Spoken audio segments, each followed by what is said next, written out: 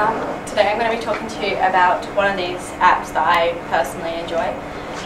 It's called Pages, and I find it very beneficial, and it's extremely helpful when we're working with writing things in class.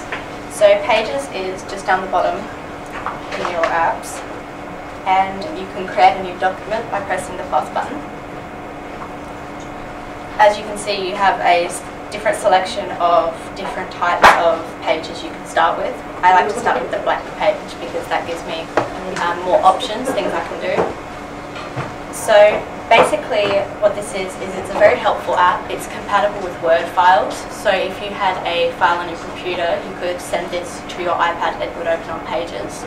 So this is the Word for the iPad. So it works pretty much like Word. You have the different fonts, and you also have, of course, different sizes, bold, italics, underlined, different page placements, so aligning it. It's got all of the things Word has, so this is very helpful as well if you don't have an iPad, you can't really just pull an iPad out. You can just pull your, if you don't have a laptop, but you can pull your iPad out and you can be typing away. And it's very helpful just to have it there. Also, this is good when you have worksheets that people want you to do on your iPad. You can add them to your Pages document. I'm just going to add a picture for now. But basically what that does is it allows you to write on top of the page. I'll show you that in a minute. But after you've added pictures and things, you can edit them however you want. So that is adding text. You've got different options up the top when you go into the plus. So you have your text option and you can write on it. So of course, as you can see, if you had page work that your teachers wanted to email to you, you just put that into your Pages and you can write your answers onto there. This is very good for a classroom environment. Also, you can add different shapes and things just for the students to have a bit more fun with the way that it all works.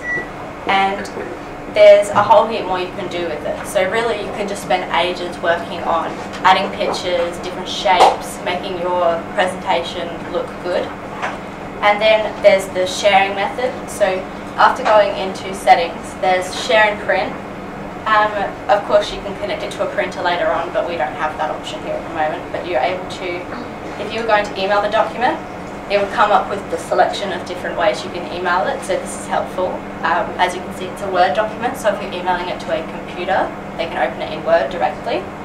I'll go PDF for now, and it will come up automatically with your email, and you just type in who it's to, what you want to call it, and it will be in that format when you've got PDF, so they'll just be able to see whatever you've written. Also, there are other helpful things you can do. You can share and print again, and you can open in another app. If you go PDF format, you can choose to open it in iBooks. So this is helpful if you want to create a book.